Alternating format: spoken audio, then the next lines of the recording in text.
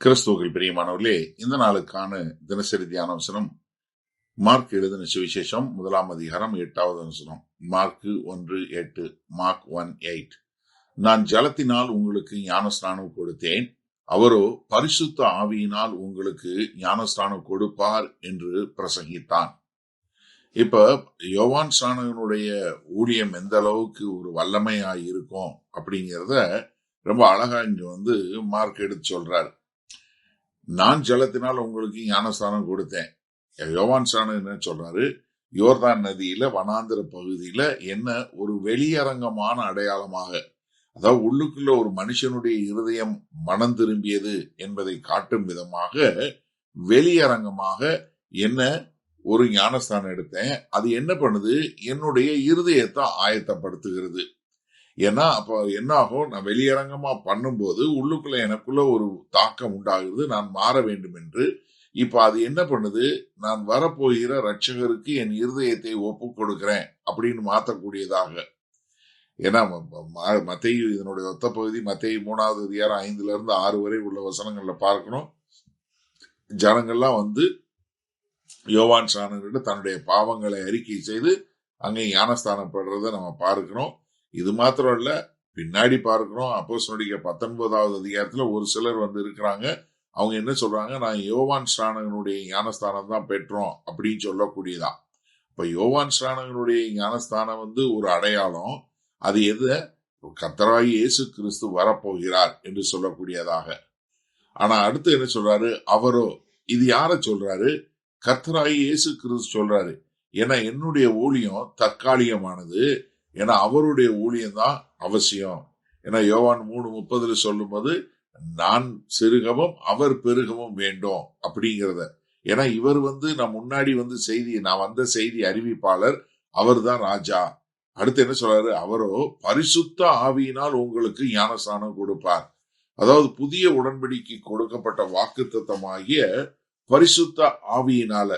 ஏன்னா இயேசு கிறிஸ்து தண்ணீர்னால ஞானஸ்தானம் கொடுக்கல, பரிசுத்த ஆவியின் மூலமாய். பல நூற்றாண்டுகளாக அவங்க எல்லாம் இப்படிப்பட்ட ஒரு காரியத்தை எதிர்நோக்கி உட்கார்ந்துட்டே இருந்தாங்க. எப்ப தேவன் வருவாரு, எப்ப எங்களை இப்படிப்பட்ட ஒரு புதிய உடன்படிக்கையில கொண்டு போவார் என்று சொல்லக்கூடியதாக. ஏன்னா ஏசாயா 44:3 சொல்லும்போது என்ன? தேவன் தன்னுடைய ஆவியை ஊற்றுவார் என்று சொன்னதாக. அதே மாதிரி எசேக்கியேல் 36:25-27 வரை உள்ள வசனங்கள்ல என்ன புதிய தண்ணீர்னால உங்களை ஜெயிப்பேன், அதே மாதிரி உங்களுக்கு ஒரு புதிய இருதயத்தை கொடுப்பேன் அப்படின்னு சொல்லக்கூடிய ஒரு காரியத்தினுடைய நிறைவேற்றமாக சொல்லக்கூடியது. அப்ப இங்க தண்ணீருடைய ஞானஸ்தானம், இன்னொன்னு ஆவியில ஞானஸ்தானம். தண்ணி ஞானஸ்தானம் என்ன? ஒரு அடையாளம். இது என்ன? இது ஒரு உண்மையானது. அப்ப இங்க மார்க் 1:8 பார்க்கிறோம், 2 ஞானஸ்தானத்தை ஒன்னோட ஒண்ணு வைக்கக்கூடிய ஒண்ணு என்னது? குறைவானது, இன்னொன்னு பெரிய ஒரு காரியம். யோவானுடைய ஞானஸ்தானம் மனம் திரும்புதலை குறிக்குது. இயேசு கிறிஸ்துவனுடைய ஞானஸ்தானம் என்னது? ஒரு புதிய வாழ்க்கையை, ஒரு புதிதாக பிறந்தவனுடைய வாழ்க்கையை காட்டுது. அப்ப இங்க ரொம்ப அழகா நேர்த்தியா நமக்கு என்ன சொல்றாருன்னா, யோவான் நம்முடைய இருதயத்தை ஆயத்தப்படுத்துகிறாரு, இயேசு கிறிஸ்து அந்த இருதயத்தை மறுசீரமைக்கிறார் என்று சொல்லக்கூடியதாக. சரி, இந்த நாள்ல இந்த வசனத்தை நம்ம எப்படி எடுத்துக்கொள்வது? நம்ம முதலாவது இந்த பரிசுத்த ஆவியானவர் நம்மை ஒரு டிரான்ஸ்பர்மேஷன் என்று சொல்லக்கூடியதாக, நம்மை ஒரு புதிய மனிதனாய் மாற்றக்கூடியதாய், ஒரு புதிய பிறப்பு பிறக்கிறதா மாற்றணுமே ஒழிய அது ஒரு சம்பிரதாயமாக ஒரு சடங்காச்சாரமாக இருக்கக்கூடாது. ஏன்னா தண்ணி நம்ம சரீரத்தை கழுவலாம், ஆனா பரிசுத்த ஆவியானவர் தான் நம்ம இருதயத்தை கழுவ முடியும். வேற எங்கேயும் வேற எதுனாலே நமக்கு என்ன வராது? ஒரு புதிய ஒரு வாழ்க்கை வரவே வராது. அதனால பரிசுத்த ஆவியானவர் தான் நம்மளை என்ன பண்ணணும்? முழுமையாக மாற்றணும். ஆனா இதுல நான் இன்னொரு முக்கியமான ஒரு காரியம் உங்களோடு சொல்ல விரும்புறேன். எனக்கு அருமையானவர்களே, நீங்க அநேகர் இன்றைக்கு அநேக ஊழியரை தூக்கி வச்சு அவங்கள பெருமை பாராட்டுறீங்க. தயவு செஞ்சு நீங்க கர்த்தராகிய இயேசு கிறிஸ்து தான் எல்லாவற்றிற்கும் மேலானவர், நீங்க உங்களை புதிய மனிதனாக மாற்றியது, உங்களுக்கு எல்லாம் செய்தது பரிசுத்த ஆவியானவர் தான் என்று சொல்லக்கூடிய ஒரு காரியத்தை புரிந்து கொள்ளணும். நீங்க யாருக்கும், எந்த மனுஷனுக்கும் அந்த காரியத்தை கொடுக்காதீங்க. ஏன்னா யோவான் ஜனங்களை மனம் திரும்புதலுக்குள்ள கொண்டு போக முடிஞ்சது.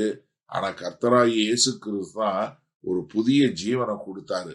அப்ப எனக்கு அருமையானவர்களே, நீ எந்த ஊழியக்காரன் உங்களுக்கு உங்களுடைய மனதை ஆயத்தப்படுத்தி கர்த்தரை அறிந்து கொள்வதற்கு பண்ணாங்களோ, ஆனா உங்களை முழுமையாக மாற்றுறது கர்த்தராகிய இயேசு கிறிஸ்து ஒருவரே என்று அவருக்கே உரிய கனத்தையும் மரியாதையும் கொடுப்போமா?